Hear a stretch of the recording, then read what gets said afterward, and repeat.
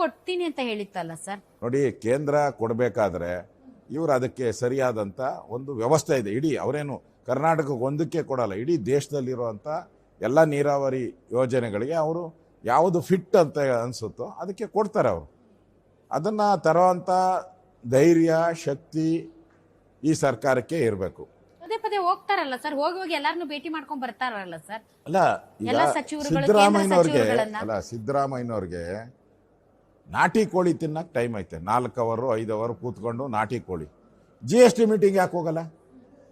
ಈಗ 2.5 ವರ್ಷ ಆಯ್ತಲ್ಲ, GST ಮೀಟಿಂಗ್ಗಳಿಗೆ ಯಾವ GST ಮೀಟಿಂಗ್ ಹೋಗಿದ್ದಾರೆ ಮುಖ್ಯಮಂತ್ರಿ?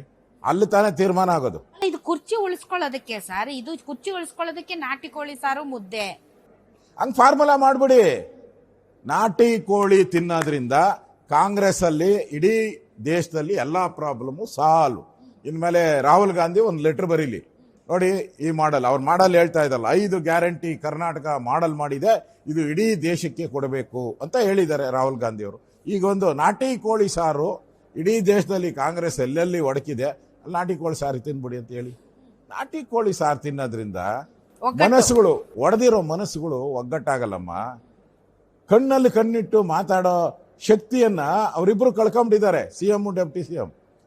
ಅದರಿಂದನೇ ರಾಜ್ಯದ ಪರಿಸ್ಥಿತಿ ಅಧ್ವಾನ ಎದ್ದೋಗಿರೋದು. ಫ್ಲಡ್ ಬಂದು ರೈತರು ಕಣ್ಣೀರಾಗ್ತಾ ಇರೋದು, ಕಬ್ಬು ಬೆಳೆಗಾರರು ರೋಡ್ಗಿಳಿದು ತಿಂಗಳುಗಟ್ಟಲೆ ಧರಣಿ ಮಾಡ್ತಾ ಇರೋದು, 2425ಕ್ಕೂ ಹೆಚ್ಚು ರೈತರ ಆತ್ಮಹತ್ಯೆ. ದೇಶದಲ್ಲಿ 2ನೇ ಸ್ಥಾನ ಕೊಟ್ಟಿದ್ದಾರೆ ಆತ್ಮಹತ್ಯೆಗಳು, ರೈತರ ಆತ್ಮಹತ್ಯೆಯಲ್ಲಿ. ಇಷ್ಟಾದ್ರೂ ಕೂಡ ನುಡಿದಂತೆ ನಡೆದ ಸರ್ಕಾರ. ಮಾರ್ಕ್ಸ್ ಕಾರ್ಡ್ ಕೇಳಿದ್ರಿ ನೀವು, ಎಷ್ಟು ಮಾರ್ಕ್ಸ್? ನೀವು ಅದು ಹೇಳಲೇ ಇಲ್ಲ ಸರ್. ಅದೇ ಹೇಳ್ತಾ ಇದ್ದೀನಲ್ಲ, ಮಾರ್ಕ್ಸ್ ಕಾರ್ಡು ನೆನ್ನೆನೂ ಹೇಳಿದ್ದೀನಿ ಅಧಿವೇಶನದಲ್ಲಿ. ಇವ್ರ ಮಾರ್ಕ್ಸ್ ಕಾರ್ಡ್ ಏನು? 242 ಜನ ಸತ್ತಿದಾರಲ್ಲ, ಇದೇ ಮಾರ್ಕ್ಸ್ ಕಾರ್ಡ್. ಇದು ಒಂದು ಸರ್ಕಾರಕ್ಕೆ ಮಾನದಂಡ ಏನು?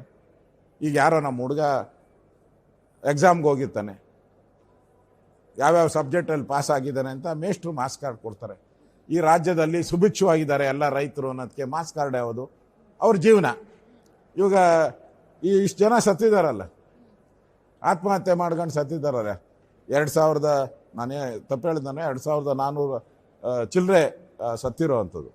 ಇಷ್ಟು ಜನ ರೈತರು ಸತ್ತಿದ್ದಾರಲ್ಲ, ಇದೇ ಮಾರ್ಕ್ಸ್ ಕಾರ್ಡ್ ನಿಮಗೆ. ಅಂದರೆ ನೆಮ್ಮದಿ ಇಲ್ಲ, ರೈತರು ನೆಮ್ಮದಿ ಇಲ್ಲ ಅಂದರು. ರೈತ ಅನ್ನ ಕೊಡೋವಂಥ ರೈತ ನೆಮ್ಮದಿ ಇಲ್ಲ ಅಂದರೆ ಇಡೀ ಕರ್ನಾಟಕ ನೆಮ್ಮದಿ ಇಲ್ಲ ಅಂತ. ಅದಕ್ಕೆ ನಿಮ್ಗೆ ಮಾರ್ಕ್ಸ್ ಕೊಡೋಕ್ಕೆ ಮನಸ್ಸಿಗೆ ಬರ್ತಾ ಇಲ್ಲ ನನಗೆ, ಅದಕ್ಕೆ ಮಾರ್ಕ್ಸ್ ಕೊಡಲ್ಲ. ಆ 0 ಏನಾನ ಇದ್ರೆ ಇವ್ರು ಕೊಟ್ಬಿಟ್ಟಿದೆ. ಇದು 0 ಸರ್ಕಾರ, 100% 0. ತೆರಿಗೆಗಳ ಭಾರ, ಟ್ಯಾಕ್ಸ್, ಟೆರರಿಸಮ್, 25 ತೆರಿಗೆ ಹಾಕಿದ್ದೀರಾ ನೀವು ಬಂದಮೇಲೆ 2.5 ವರ್ಷದಲ್ಲಿ. ಯಾವ ತೆರಿಗೆ ಬಿಟ್ಟಿದ್ದಾರೆ? ನೀರಿಂದ ಹಿಡಿದು, ಹಾಲಿಂದ ಹಿಡಿದು, ಆಲ್ಕೋಹಾಲಿಂದ, ಮನೆಯಿಂದ ಹಿಡಿದು ರೈತರ ಬೆಲೆಗಳ ಮೇಲೆಲ್ಲ ತೆರಿಗೆಗಳು ಹಾಕಿದ್ದೀರಾ. ಯಾವ ಕಾರಣಕ್ಕೋಸ್ಕರ ನಿಮ್ಮನ್ನ ತೆರಿಗೆ ಆದ್ರೆ ಸರ್ ರೆವಿನ್ಯೂ ಮೇಲೆ ರಿಫ್ಲೆಕ್ಟ್ ಆಗ್ಬೇಕಲ್ಲ ಸರ್. ರೆವಿನ್ಯೂ ಜನರೇಷನ್ ಜಾಸ್ತಿ ಆದಾಗೆ ಅದು ಅಭಿವೃದ್ಧಿಗೆ ಪೂರಕವಾದಂತಹ ಕಾರ್ಯಕ್ರಮಗಳಿಗೆ ಹೆಚ್ಚು ಹಣ ತೊಡಗಿಸಿಕೊಳ್ಳೋದಕ್ಕೆ ರೆವಿನ್ಯೂ ಜನರೇಟ್ ಮಾಡ್ತಾ ಇದ್ದಾರೆ ಅನ್ನೋದಾದ್ರೆ ಹಣ ಎಲ್ಲ ಹೋಗ್ತಾ ಇದೆ ಹಾಗಾದ್ರೆ? ಅಲ್ಲಮ್ಮ, ಹಿಂದೆ ಬೊಮ್ಮಾಯಿ ಸರ್ಕಾರ ಇತ್ತಲ್ಲ, ಅವಾಗ ಯಾಕೆ ಟ್ಯಾಕ್ಸ್ ಹಾಕ್ಲಿಲ್ಲ? ನಾನೇ ಇದ್ನಲ್ಲ ರೆವಿನ್ಯೂ ಮಿನಿಸ್ಟ್ರು. ನಾನು ಸ್ಟ್ಯಾಂಪ್ ಡ್ಯೂಟಿನೆಲ್ಲ ಇವರೆಲ್ಲ ಜಾಸ್ತಿ ಮಾಡಿದ್ದಾರೆ 200%. ನಾನು ಕಡಿಮೆ ಮಾಡಿದೆ. ನಿಮ್ದು ಗ್ಯಾರಂಟಿ ಸ್ಕೀಮ್ ಇರ್ಲಿಲ್ಲ, ಈಗ ಗ್ಯಾರಂಟಿ 89,000 ಕೋಟಿ ರೂಪಾಯಿ ಗ್ಯಾರಂಟಿಗಳಿಗೆ ಯಾರು ಕೇಳಿದ್ರು? ಯಾವ ಹೆಣ್ಮಗಳಾದ್ರೂ ಬಂದ್ಬಿಟ್ಟು ನನಗೆ 2,000 ಕೊಡುವಂತ ಗ್ಯಾರಂಟಿ ಕೇಳಿದ್ರ? ಯಾರು ಬೇಡ ಅಂತಾನು ಅಂದಿಲ್ಲ, ಇನ್ನು ಯಾಕೆ ಬಂದಿಲ್ಲ ಅಂತಾನು ಕೇಳ್ತಾ ಇದ್ದಾರೆ. ಫಸ್ಟ್ ಏನ್ ಕೊಡ್ಬೇಕು ಅಂತ ಕೇಳ್ತಾ ಇದಾರೋ ಮಹಿಳೆಯರು ಅದನ್ನ ಕೊಡಿ. ಈಗ ಹೆರಿಗೆ ಒಂದು 2,000 ಜನ ಹೆಣ್ಮಕ್ಳು ತೀರೋಗಿದ್ದಾರೆ ಹೆರಿಗೆ ಆಗೋಕೆ. ಮಕ್ಕಳು ಅದಕ್ಕಿಂತ ಜಾಸ್ತಿ 3-4 ಸಾವಿರ ಮಕ್ಕಳು ತೀರೋಗಿದ್ದಾರೆ, ನ್ಯೂ ಬಾರ್ನ್ ಬೇಬೀಸು. ಮೊನ್ನೆ ಆಸ್ಪತ್ರೆಯಲ್ಲಿ ಬೆಡ್ ಕೊಟ್ಟಿಲ್ಲ ಅಂದ ಆ ಫುಟ್ಪಾತಲ್ಲೇ ಒಬ್ಬ ಹೆಣ್ಣುಮಗಳು ಡೆಲಿವರಿ ಆಗಿದೆ. ನಾವು ಯಾವ ಯುಗದಲ್ಲಿದ್ದೀರಿ ನೀವು? ಯಾವ ಇದು ಇದರಲ್ಲಿ ಇದೇ ವಿಚಾರ ನಾನು ಮಾತಾಡ್ಬೇಕು ಅಂದ್ರೆ ಶಿಲಾಯುಗದಲ್ಲಿ ಇದ್ದೀರಾ? ಆರ್.ವಿ. ದೇಶಪಾಂಡೆ ಅವ್ರಿಗೆ ಇದೇ ವಿಚಾರ ನಾನು ಕೇಳಿದಕ್ಕೆ ನಿನ್ನ ಹೆರಿಗೆ ಹಳಿಯಾಳಲ್ಲಿ ಮಾಡಿಸ್ತೀನಿ ಬಾ ಅಂತ ಅಂದ್ರು ಸರ್ ನನಗೆ. ನಿನ್ನೆ ಇದೇ ಹಳಿಯಾಳದಲ್ಲಿ ನಮ್ಮೂರಿನ ಜಗಲ್ಪೇಟದ ಒಬ್ಬ ಹೆಣ್ಮಗಳು ಹಳಿಯಾಳದಲ್ಲಿ ಡೆಲಿವರಿಗಂತ ಹೋಗಿ ಸತ್ತು ಹೋಗಿದ್ದಾಳೆ ಸರ್. ಹೆರಿಗೆ sir common basic need sir. ಒಂದು ಹೆಣ್ಮಗಳಿಗೆ ಕೊಡಬೇಕಾಗಿರೋದು ಹೆರಿಗೆ. ಆಸ್ಪತ್ರೆಗಳ ಬರ ಇದೆ ನಮ್ಮ ರಾಜ್ಯದಲ್ಲಿ. ಅದರಲ್ಲೂ ಇಲ್ಲೇ ಪಕ್ಕದಲ್ಲಿ ಇಲ್ಲಿ ಬೆಳಗಾವಿಯಲ್ಲಿ ಸುವರ್ಣಸೌಧ ಇದೆ, ಇಲ್ಲಿ ಅಧಿವೇಶನ ನಡೀತಾ ಇದೆ. 100 ಕಿಲೋಮೀಟರ್ ಇಲ್ಲ ಸರ್, 50 ಕಿಲೋಮೀಟರ್ ಅಲ್ಲಿ ಒಂದು ಇವತ್ತು ಹೆಣ ಬಿದ್ದಿದೆ, ಒಂದು ಹೆರಿಗೆ ಮಾಡಕ್ಕಾಗದೆ. ಆಸ್ಪತ್ರೆ ಇಲ್ಲದೆ ಸರ್, ನಮ್ಮೂರಲ್ಲಿ ಆಸ್ಪತ್ರೆ ಇಲ್ಲ, ದಾಂಡೇಲಿಯಲ್ಲಿ ಆಸ್ಪತ್ರೆ ಇಲ್ಲ ಅಂತ ಹುಬ್ಳಿಗ್ ಕರ್ಕೊಂಡು ಹೋಗ್ರಿ ಅಂದ್ರೆ ಮಾರ್ಗ ಮಧ್ಯೆ ಪೇನ್ ಜಾಸ್ತಿ ಆಯ್ತು, ಹಳೆಯಾಳ ಆಸ್ಪತ್ರೆಯಲ್ಲಿ ಸತ್ತೋದ್ಲ ಹೆಣ್ಮಗಳು. ಹಿಂಗಿದೆ ಸರ್ ಪರಿಸ್ಥಿತಿ. ಅಲ್ಲ, ಇದೇ ಅಧಿವೇಶನದಲ್ಲಿ, ಬೆಳಗಾವಿ ಅಧಿವೇಶನದಲ್ಲಿ ಸಿಎಂ ಹೇಳಿದ್ರು ಈ ಉತ್ತರ ಕರ್ನಾಟಕದ ಭಾಗದ ಆಸ್ಪತ್ರೆಯನ್ನ ಸರಿ ಮಾಡಕ್ಕೆ 900 ಕೋಟಿ ಕೊಡ್ತೀನಿ ಅಂದ್ರು. 9 ನಯಾ ಪೈಸನೂ ಕೊಟ್ಟಿಲ್ಲ ಇದುವರೆಗೂ. 900 ಕೋಟಿ. ಇನ್ನು ಹೆರಿಗೆ ಆಸ್ಪತ್ರೆಯಲ್ಲಿ ಎಲ್ಲಾಗುತ್ತೆ, ರೋಡ್ ಮೇಲೇನೆ ಆಗಬೇಕು ಅಷ್ಟೇ. ಆ ಪರಿಸ್ಥಿತಿ ಅಂದರೆ ಸಿದ್ದರಾಮಯ್ಯ ಬಂದ ಮೇಲೆ ಏನೋ ಪರಿವರ್ತನೆ ಆಗೋಗ್ತೈತೆ, ಅಭಿವೃದ್ಧಿ ಆಗೋಗ್ತೈತೆ ಅಂತ ಎಲ್ಲ. ಈಗ ಸಿದ್ದರಾಮಯ್ಯನವ್ರ ಭಾಷಣ ನೀವು ಇದುವರೆಗೂ 2.5 ವರ್ಷದಲ್ಲಿ ನಾನು ಒಂದು 50 ಭಾಷಣ ನೋಡಿದ್ದೀನಿ, ವೇದಿಕೆ ಮೇಲೆ ನೋಡಿದ್ದೀನಿ, ಜನರ ಸಂದರ್ಶನ ಭಾಷಣಗಳು ನೋಡಿದ್ದೀನಿ. ಅವರೆಲ್ಲರೂ ಗ್ಯಾರಂಟಿ ಕೊಟ್ಟಿಲ್ವಾ? ಗ್ಯಾರಂಟಿ ಕೊಟ್ಟಿಲ್ಲ. ಹಣ ಆಸ್ಪತ್ರೆ ಏಯ್ ಕೂತ್ಕೋ, ಗ್ಯಾರಂಟಿ ಕೊಟ್ಟಿಲ್ಲ. ಇಷ್ಟೇ.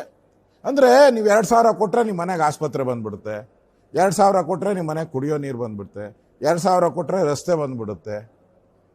ಈ ಮೆಂಟಾಲಿಟಿ ಕಾಂಗ್ರೆಸ್ಗೆ ಹೋಗಿಲ್ಲ ಅಂದರೆ ನಮ್ಮ ರಾಜ್ಯ ಅಧೋಗತಿಗೆ ಹೋಗ್ತದೆ. ಈಗ ಹೆಂಗೆ ಕೇರಳದವರು ಹಣ ಇಲ್ದರೆ ಪಾಪರಾಗಿದ್ದಾರಲ್ಲ, ಹಿಮಾಚಲ್ ಪ್ರದೇಶದವರು ದೇವಸ್ಥಾನದ ದುಡ್ಡುಗಳಿಗೆಲ್ಲ ಕೈ ಹಾಕ್ತಾ ಇದ್ದಾರೆ, ಉಂಡಿ ದುಡ್ಡನ್ನು ತಗೊಂಡು ಅಭಿವೃದ್ಧಿ ಮಾಡಬೇಕು ಅಂತ ಹೊರಟಿದ್ದಾರೆ ದೇವಸ್ಥಾನ. ಆ ಪರಿಸ್ಥಿತಿ ಕರ್ನಾಟಕ ಸರ್, ನೀವು ಪದೇ ಪದೇ ಒಂದು ಶ್ವೇತಪತ್ರ ಹೊರಡಿಸಿ ರಾಜ್ಯದ ಆರ್ಥಿಕ ಸ್ಥಿತಿಗತಿಗಳ ಬಗ್ಗೆ ಅಥವಾ ಬೊಕ್ಕಸದಲ್ಲಿ ಎಷ್ಟು ಹಣ ಇದೆ ಅನ್ನೋದ್ರ ಬಗ್ಗೆ ಅಂತ ಪದೇ ಪದೇ ತಾವು ಡಿಮಾಂಡ್ ಮಾಡ್ತಾ ಇದೀವಿ. ಈ ಸಲ ಏನಾದ್ರೂ ಅದ್ರ ಬಗ್ಗೆ ತಾವು ಗಟ್ಟಿಯಾಗಿ ಇವತ್ತು ಡಿಮ್ಯಾಂಡ್ ಮಾಡಿದ್ದೀನಿ.